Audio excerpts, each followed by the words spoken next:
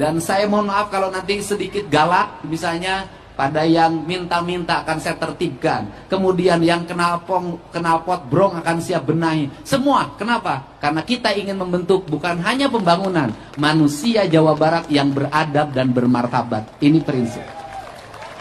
Ini yang harus dilakukan. Saya katakan, kalau saya disuruh memimpin hanya bikin jalan, hanya bikin jembatan, bikin irigasi, bangun rumah rakyat miskin, bangun sekolah, terlalu mudah bagi saya. Tetapi yang paling penting dari diri saya adalah merubah mentalitas rakyat Jawa Barat jadi dari pangedulan menjadi petarung, gitu yang maksudnya. Gitu. Jadi saya hanya ingin itu saja, ingin merubah. Maka momentum 1 Syawal ini adalah momentum perubahan menuju kebangkitan, menuju kemajuan, menuju orang Jawa Barat menjadi masyarakat yang pemimpin dan rakyatnya menjadi orang yang paling unggul di Indonesia. Itu harapan saya. Itu. Dan ini harus dibangun dengan kita. Hari ini saya ucapkan terima kasih. Tuh, simbolnya adalah itu, namanya mahkota binokasi.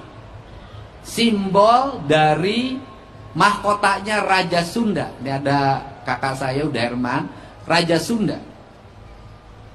Raja Sunda di Tatar Sunda, Sri Baduga Maharaja, zaman itu sudah mampu membuat mahkota atau lambang dari kerajaan, jadi seorang rajanya dalam bentuk simbol seperti ini yang dipakai di kepalanya, dan mudah-mudahan saya tidak salah, dengan bobot emas 20 kg. Artinya dia adalah seorang pemimpin yang kaya raya. Dan karena kaya raya maka Pajajaran termasuk yang pernah dijajah. Jadi karena daerah yang dijajah itu biasanya daerah kaya. Karena daerah miskin tidak akan pernah dijajah. Kenapa bisa dijajah? Karena terlalu berprasangka baik. Wening ati leah mana. Orang Sunda itu kelemahannya adalah selalu berprasangka baik. Berprasangka baik kalau kita berkumpul dengan orang baik. Tapi kalau berkumpul dengan orang yang tidak baik, tetap kita harus punya praduga, harus punya prasangka, harus punya panca curiga. Itu yang harus. Jadi saya termasuk orang yang selalu ingin, walaupun hati harus bersih, tetapi harus waspada dan harus curiga terhadap siapapun. Nah, untuk itu saya ucapkan terima kasih hari ini. Mudah-mudahan hari menjadi berkah. Tetangga-tetangga di Gedung Pakuan, saya alhamdulillah geus aya nepi meureun aya.